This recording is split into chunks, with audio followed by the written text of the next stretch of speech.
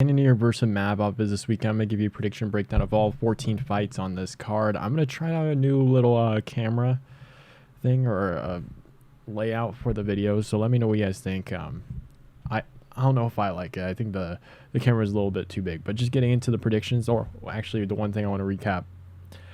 One thing I was a little interested in was to see how the gloves would look for the first entire card, and honestly I don't think we had a single KO on the card.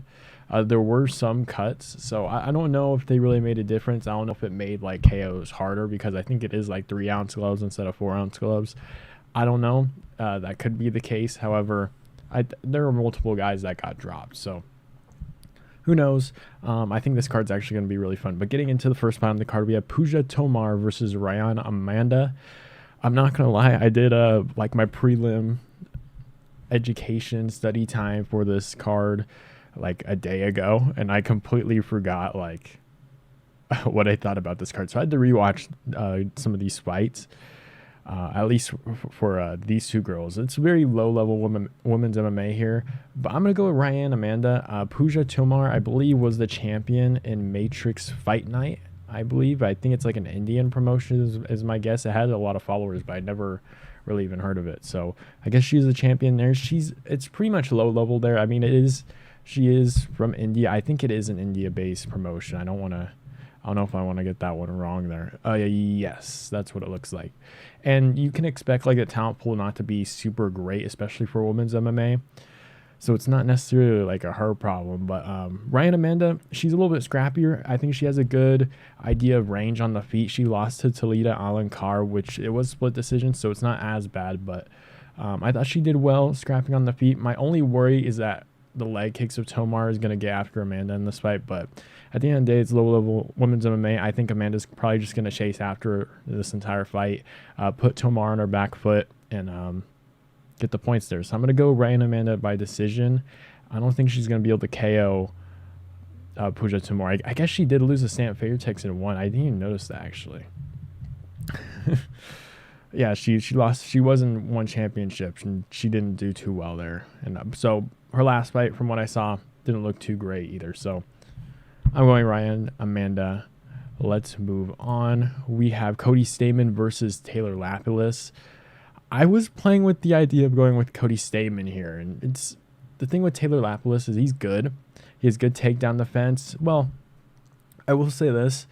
I thought he did have really good takedown defense against Callum Lothran, who is basically what I call Marvin Vettori, but at what's his bantamweight, super small. Like, it doesn't move his head, takes a lot of shots and wrestles.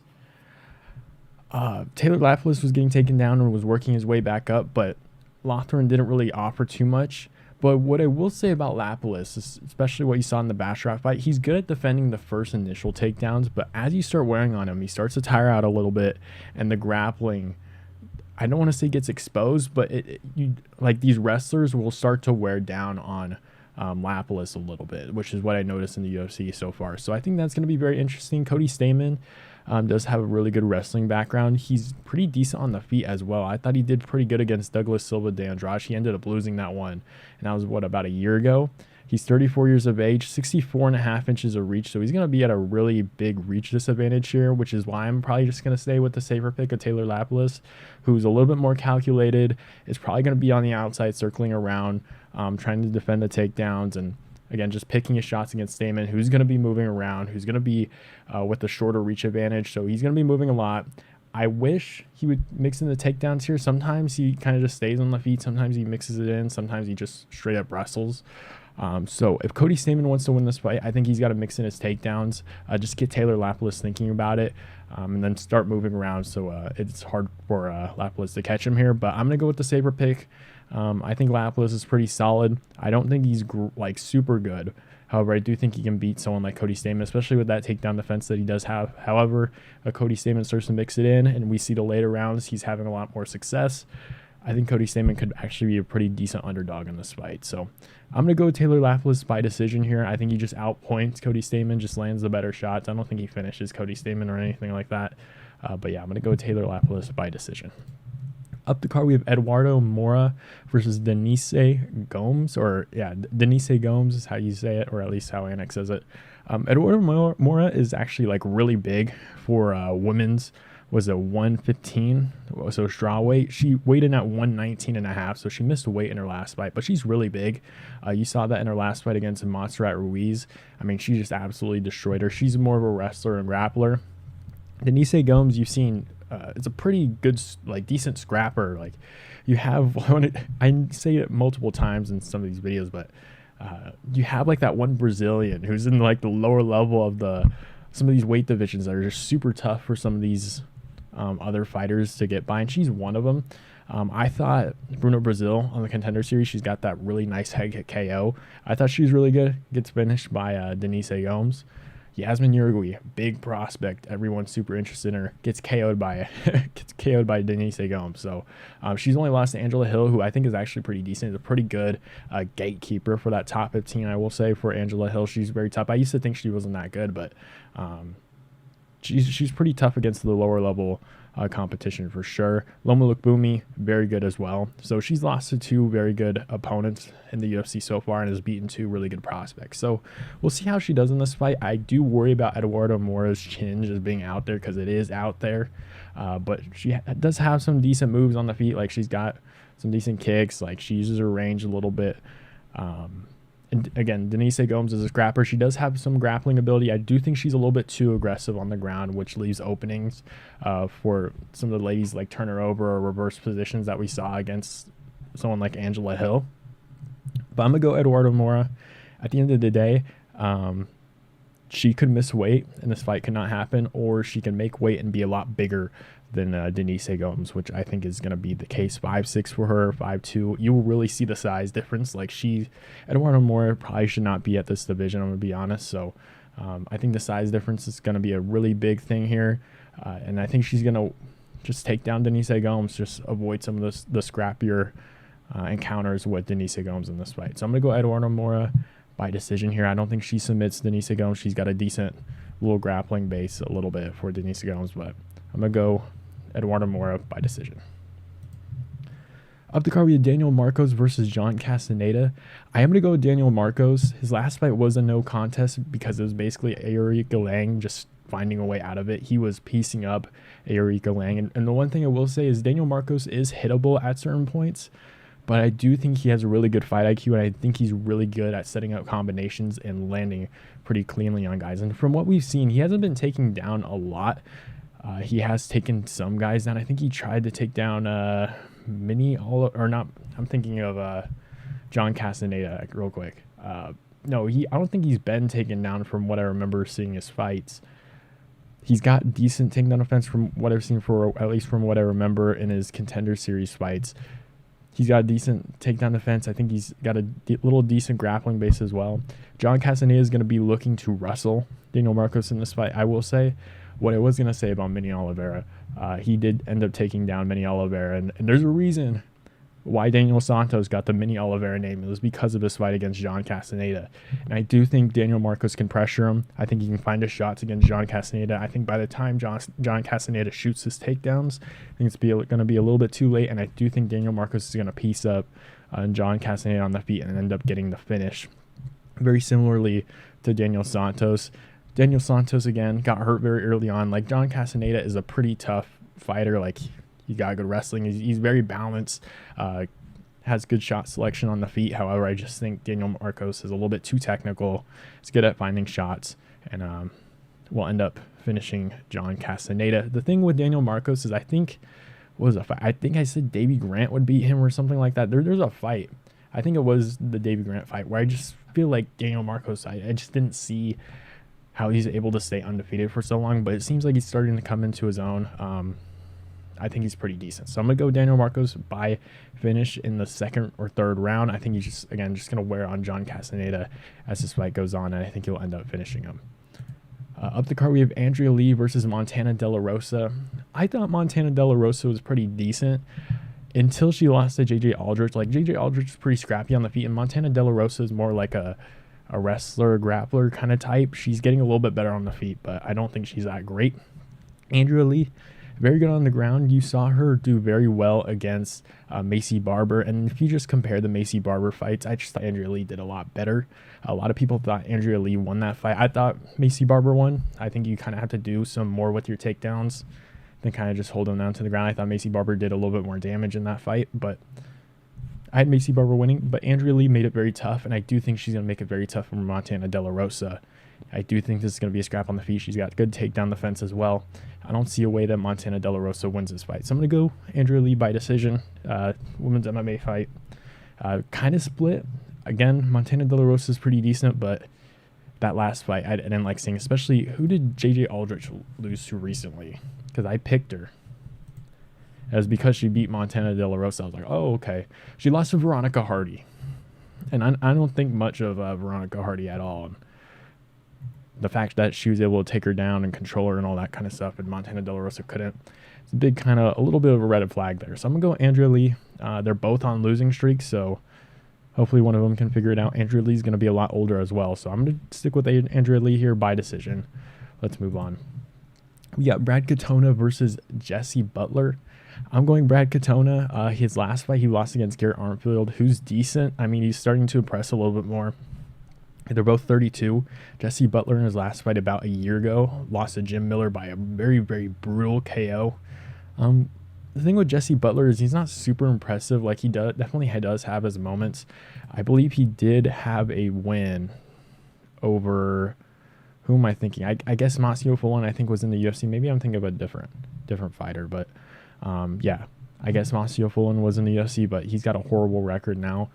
Got a good finish there, highlight reel finish, really nice KO, but I think Jesse Butler's way too open on the feet. I think Brad Katona is a little bit more technical, and his size might give Jesse Butler some issues here as well. I don't think the wrestling or grappling is going to benefit him either. I'm going to end up going with Brad Katona. I just don't think Jesse Butler is necessarily UFC caliber, and honestly, we probably haven't even seen enough of him. So maybe he does really well against Brad Katona, makes it a scrap, maybe hurts Brad Katona and potentially gets a finish or whatever. I just think Brad Katona will probably end up finishing Jesse Butler. I think he's just a little bit too open on the feet. Minus 500 is a little crazy. I don't know if I would trust minus 500 on any of Brad Katona's fight. There's something about it. It's really weird for lower level MMA. It's like, this isn't Bo Nickel. It's Brad Katona. So I don't know how I feel about minus 500 for him, but I do think he wins this one. Probably by finish, second or third round is what I'll say, by TKO. Let's move on. Up the card, we had Charles Radtke versus Carlos Prates. Very interesting fight. I like Charles Radtke. He has a pretty good personality. I think he's a pretty funny dude. However, Carlos Prates, I'm not going to lie, I was very interested in him on the Contender Series, and then that fight against Trevin Giles really scared me a little bit, because I even said, like, in the build-up to that fight, like, Trevin Giles is pretty tough for a debut fight, because he's just technical on the feet, picks his shots well, and doesn't really get hit with crazy stuff. Like, it really took DDP to kind of just overextend and just caught him out. It's kind of similar to Carlos Prates, just ended up catching him in the second round there with a 1-2. I'm going to have to go with Prates here. The thing with Charles Radtke is, as much as I like him, he got a nice KO over Gilbert Urbina. He went to a decision with Blood Diamond, and he did have some success there, but I just believe in Carlos Prates' takedown defense a little bit more here. Charles Radtke's going to be looking to take him down. Radtke's hands aren't necessarily that bad. However, Prates' stand-up is just really good. I'm going to be very interested to see if there's going to be any big openings for Prates on the feet here, because I don't know. For some reason, I can't see Radtke getting KO'd. Has he been KO'd in his career before? I haven't even looked. 2021, he got KO'd by Justin Montalvo. Okay, I lost to Austin Hubbard early in his career, but he doesn't really get KO'd. I'm going to be very interested to see if he can find any openings against Charles Radtke, because Charles Radtke seems very tough, in my opinion. But Prates, his kicks are really nice teeps up the middle. He's had some really nice KOs on the regional scene, I believe, in LFA. He's got a lot of head kicks, and he sets it up pretty well. He's very quick, very fast. I mean, you just saw what he did to Trevin Giles, like, put him out cold very fast, and it looked like he was on his way to lose that fight as well late into the second round. So I'm going Prates here. If you were saying by finish, I think I kind of have to. I just like the power and the speed of Prates in this fight. Good takedown defense as well. People saying finish for Radtke is very interesting. I don't. The thing with Prates is like he's very open on the feet, so maybe there's a chance that Charles Radtke just goes in there and just lands like a hook on him and just flatlines him or something out of nowhere. But I think Prates, really good takedown defense, really good on the feet. He's going to be a lot faster. And those teeps, I think, is going to do a good job at keeping the range there. I think just the speed's going to keep Radtke on edge a little bit. So I'm going to go Prates here, maybe like a second or third round TKO, if anything, just based off of output. But I can see this turning into a scrap. So I think it's going to be interesting to see what Radtke's chin is going to look like in this fight. So let's move on. We have Thiago Moisés versus Ľudovít Klein. I was tempted to take Ľudovít Klein because he's very clean on the feet. I like his hands. He did really good against AJ Cunningham, just beat the shit out of him. But the thing with Thiago Moisés is, and I was actually thinking about taking Ľudovít Klein, but the thing with Thiago Moisés is you kind of forget because of his last few fights. He won against Mitch Ramirez, got a really nice win there. Lost to Benoit Saint-Denis, which was an absolute scrap, and honestly, I actually chose Dustin Poirier before that fight, and I switched my pick to Benoit Saint-Denis because, I don't know, just I couldn't even tell you why I switched to Benoit Saint-Denis. I think like the hype train changed my mind a little bit, but he scrapped with Benoit Saint-Denis, which I kind of like, but the thing with Benoit Saint-Denis is he's a wrestler as well and a grappler, so that threat that Thiago Moisés would have had with the takedowns and all that wouldn't necessarily be there against a guy like Ľudovít Klein. Like, those takedowns are there against Ľudovít Klein. He's taken down pretty strong dudes and like Mel Quizel Costa, and he even took down Islam Makhachev. Like, let's be honest, like, I know it was a long time ago, maybe like a few years ago from what I remember, 2021. He really kind of gave Islam Makhachev his hardest test on his way to the title. Like, if you don't remember, it was like a 5-round fight. I believe he even had like Islam Makhachev in a couple potential knee bars towards the end of the rounds. He took down Islam Makhachev. I think he can do the same thing to Ľudovít Klein here. Take him down, control him on the ground. I don't know if he's going to get the finish, but I do think he ends up getting a decision. I think he just out-controls him, out-points him on the ground, maybe some potential submission attempts. He's very strong as well. Looks like he's getting better in the stand-up as well. So I think he just has more tools against Ľudovít Klein in this fight. Ľudovít Klein looked pretty good in his last fight. However, I know Thiago Moisés picked up a couple losses, but I think Thiago Moisés is going to do really good on the ground against Ľudovít Klein. Is going to be at a 2-inch reach disadvantage here, but I'm going to end up taking Thiago Moisés by decision. I think it's going to be actually a pretty interesting fight, so I'm actually kind of looking forward to it. Up the card to the main card, we have Punahele Soriano versus Miguel Beza. Now, this is a fight that I have zero confidence in choosing. I'm going to be honest with you. I'm probably going to end up going with Miguel Beza. He lost to Andre Fialho, which is a pretty rough loss, but that was 2 years ago, and there was some hype against Andre Fialho. Like, other creators were hyping him up. Dana White was hyping him up, calling him a savage and all this, taking all those short notice fights and everything. Like, Andre Fialho was that guy, and then it just seemed like he just went on a really massive run of losses. But that's really the only rough loss kind of on his schedule here. Like, he beat guys like Takashi Sato, and Matt Brown's a pretty good one to have, but Ponzinibbio, Chaos Williams, not bad losses, but Fialho, just in retrospect, is not that great of a loss to have. However, Puna Soriano somehow found a way to lose to Dustin Stoltzfus, and I know Dustin Stoltzfus is, well, I don't think Dustin Stoltzfus is actually UFC level at all, I'm going to be honest. I know he has a couple wins recently, but I just don't think he's good at all. What the hell am I doing? I'm going to pull up Dustin Stoltzfus in a second. I feel like if you're worth anything in the UFC, and I do like Puna Soriano a little bit, but at least just the loss streak kind of put me off on him a little bit more. But I mean, if you're anything worth a damn in the UFC, like Kyle Dawkins beat Dustin Stoltzfus, and the only reason why he beat Joe Piper is Joe Piper, like, what was it? He dislocated his elbow or something. Like, if you're worth anything, he only beat Dwight Grant and now Punahele Soriano, and he finished him by, what is it, submission? Jesus. I'm going to go with Miguel Beza. Soriano's going to look there to wrestle a little bit. MMA Masters, I'm assuming he might have picked up something from training at Colby's gym, Nate the Train. I mean, all those kind of guys.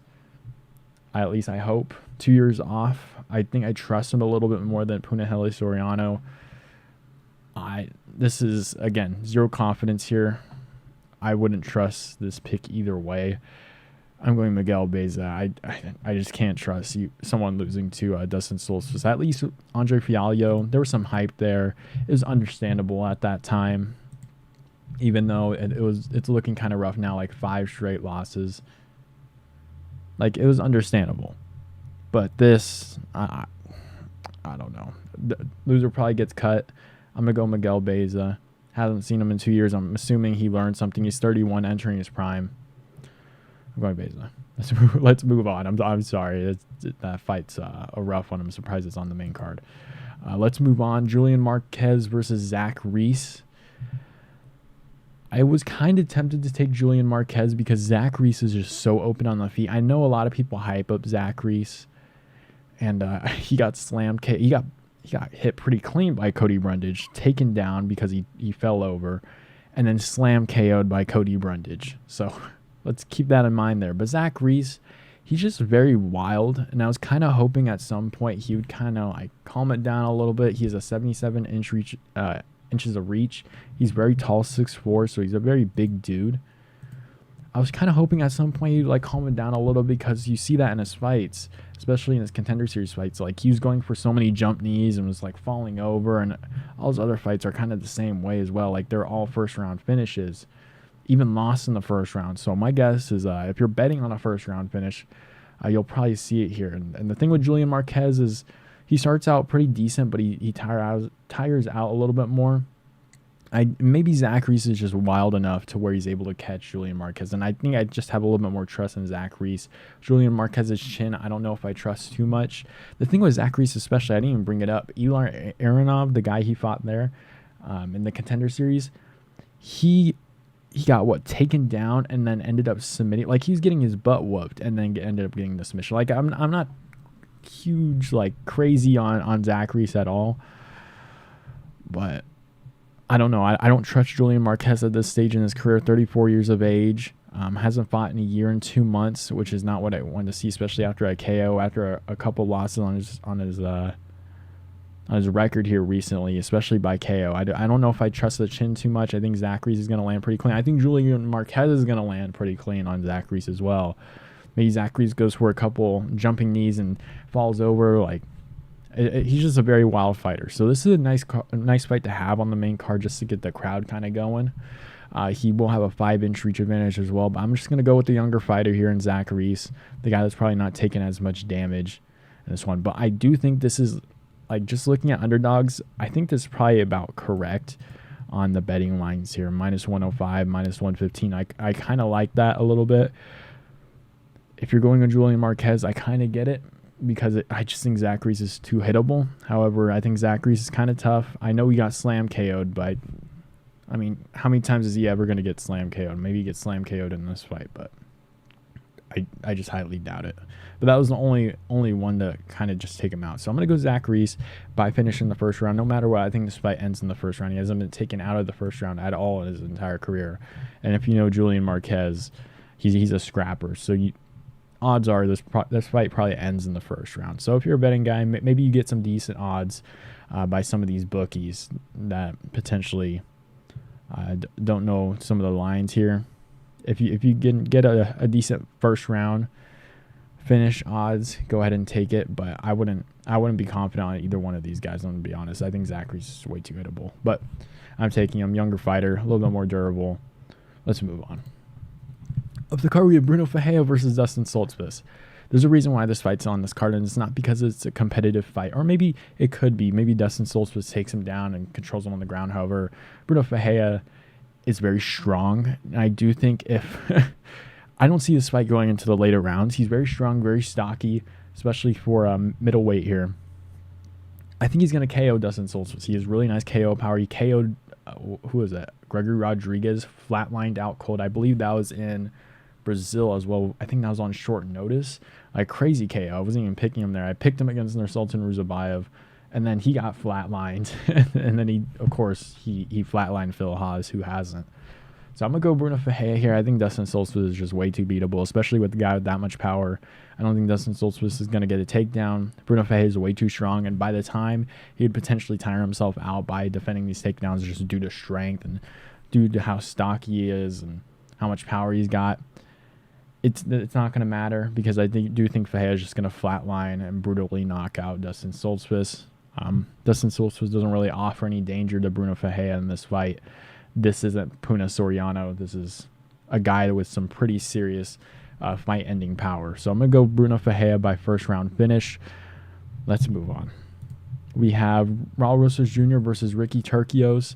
I'm going to have to go with Raul Rosas Jr. He does look a little bit bigger from some of the pictures that I've seen.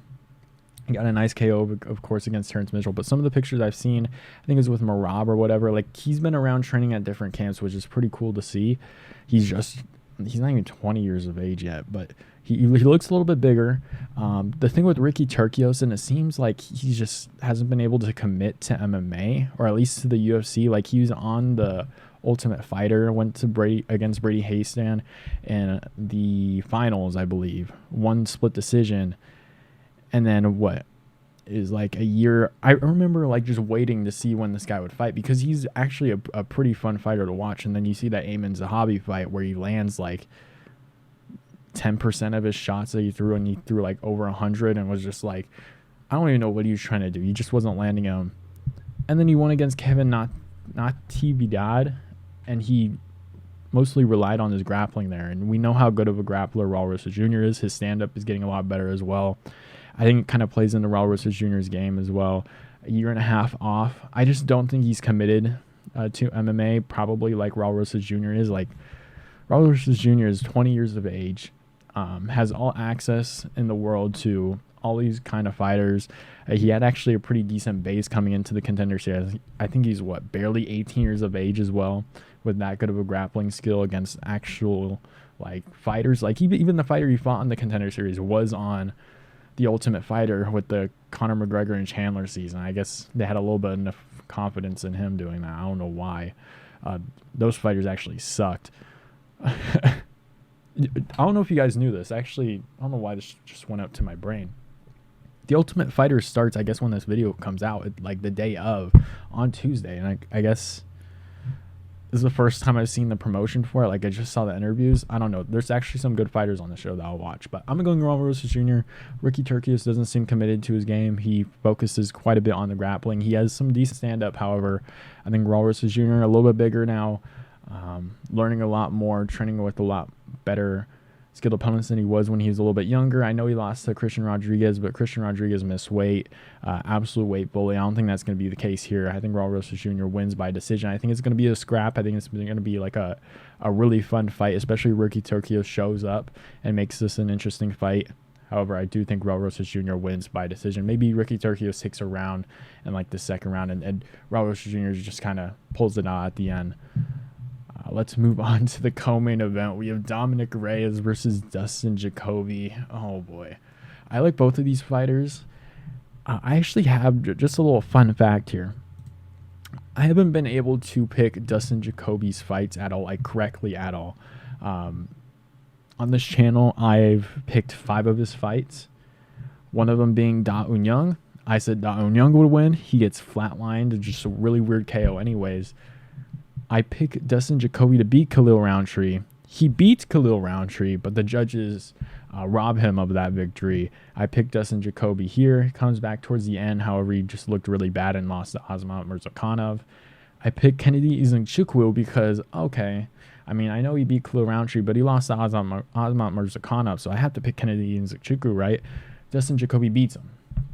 After that, I picked Dustin Jacoby to beat Alonzo Menifield because I think Alonzo Menifield is not that great. Like, he's very wild on the feet. Dustin Jacoby has a really good first round and does really good early on.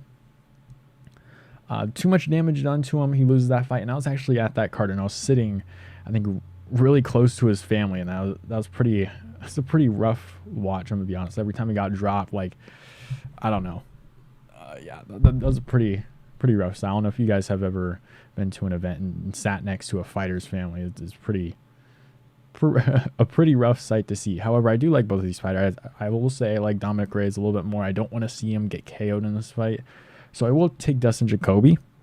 And the fact that I haven't picked one of his fights correctly at all in his career means Dominick Reyes has actually a decent chance of winning this fight, at least I hope.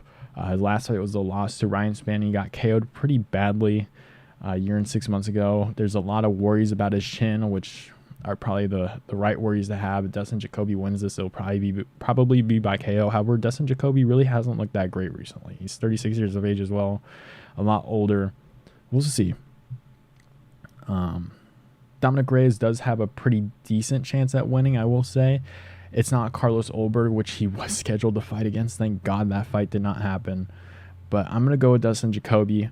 I'm hoping that Dominick Reyes figures this one out and at least just get him one win.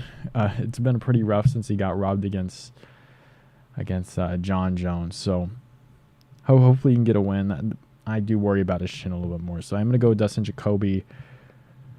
I'll say second round KO. I don't know if Dustin Jacoby at 36 years of age is going to be able to get that early finish, but second round I will say. I think Dominick Reyes gets a little too confident and just ends up getting slept. So let's move on to the main event. We have Jared Cannonier versus Nasruddin Imavov. A lot of people are taking Jared Cannonier. He did have a really nice performance in his last fight. However, that was against Marvin Vettori. And I don't know if you guys remember this because I did watch it. Marvin Vettori, who, I mean, when you think about Marvin Vettori, what do you think about? Like, what is he known for? His granite chin, elite chin, the best chin, I think, in the UFC, just based on the amount of damage he's taken. The fact he hasn't been brutally KO'd by now is actually kind of crazy. But he hurt Jared Cannonier, and I just don't think much of Marvin Vettori's stand-up game, I'm going to be honest. Like, he was able to beat Roman Dolidze, who has horrible stand-up, but at this point in his career, I guess he beat Paulo Costa, but that was a pretty close fight as well. I don't think much of his stand-up game, and he really doesn't have that much power in his hands, and he was hurting Jared Cannonier very badly. Jared Cannonier went on to have one of the greatest performances of his career at, almost 40 years of age. I know it's been a year, so I guess he's like 39, but now he's 40. He was actually, I don't know if people remember this, I think he's UFC 294, and I do think in December he was supposed to fight Dolidze, but he actually got injured and got an MCL tear at 40 years of age, which I think is a pretty, or 39 and a half, 39 and 8 months, whatever the fuck you want to call it, which I think is pretty rough to have at 40 years of age. And I will say, if Marvin Vettori is hurting you on the feet, I do know Nasruddin Imavov's cardio is kind of an issue. It definitely seems like it's an issue. I think that has a little bit to do with, like, in the Dolidze fight, there was a lot of grappling involved, and I do think that had a little bit to do with why his cardio drained so early on and why it was such a decently close fight. The one thing with Imavov is he's good at keeping a good range, and I think if he doesn't blow his load early on, it's a really weird way to say it. I think he has a really good range on the feet, really nice keeps up the middle. I think he's one of those fighters that have a good idea of distance management. He's good at not getting hit, getting at staying out of trouble. I think he can land on Jared Cannonier, hurt him pretty badly, and end up getting like a decision, like getting those points, like those visual points. I don't know if Jared Cannonier at 40 years of age off of an MCL tear is going to look that great in there. I mean, there's only so many performances he can have that actually look pretty decent to where it's just not going to be the same anymore. Like, he's an athletic freak. We'll see how this fight goes. I mean, this is going to be a really big test for Nasruddin Imavov since that Strickland fight, and I know Strickland came in on short notice as well, and some people were surprised that he did win that fight, which I can understand. Strickland, I guess, was coming off of, if you think about it, it was the Ferreira KO, right? Or no, it was the Cannonier fight, which Cannonier got a very lucky decision in. But before then, it was the Ferreira fight, and then Strickland didn't look too great against Cannonier, but he did have some good moments. Looked good against Imavov, I will say, but again, Cannonier, I'm just a little bit worried in this fight.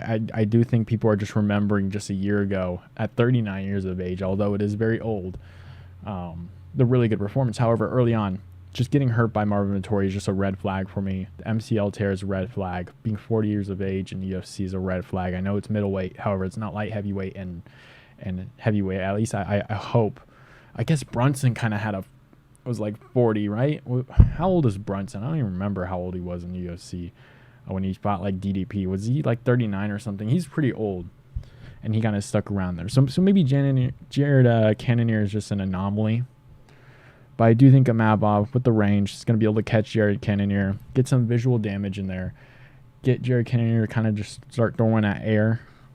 Maybe if Cannonier can start making this turn into like a clinch, make Imavov start to move in that way, tire him out a little bit more. I think that's his way of winning, slowing down Imavov, trapping him up against the fence, and potentially hurting him that way because, again, Imavov is a rangy guy. Cannonier did it a little bit against Izzy, and I do think if he did it a little bit more, he probably actually would have had a decent chance of winning. He actually did pretty good in that fight, I would say, despite people walking out of the arena. Cannonier actually, I think, banked like 1 or 2 rounds, and I thought he banked 2 rounds. I thought it was actually gonna be pretty close at the end, but Izzy won it.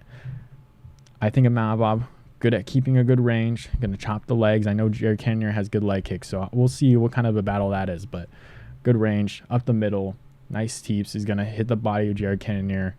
Cannonier's, I think, is just gonna be swinging at air. Imavov's gonna be circling around it, and maybe that eventually does tire out Imavov, but I think gets the finish against an older guy in Cannonier. That's who I got for this pick. Let me know who you guys have down below in the comments. A lot of people are taking Cannonier. This is a very interesting fight, in my opinion. A very big test for Nassourdine Imavov. We'll see how he does. He kind of passed the test of getting fraud checked in his last fight against Roman Dolidze, who I don't think is crazy good, but it was a 5-round fight. So we'll kind of see what happens in this one. Plus 120 underdog for Cannonier. If you're confident in any of these fighters on this card, outside of Brad Katona, who I think has the biggest line on this entire card, you could probably bet on him. This is probably a decent betting card if you're very confident on the fighter. So I'm going to go Imavov. Let me know who you guys have down below in the comments. Who do you guys have winning on this entire card? Who are your underdogs? Who are your locks? And I'll see you guys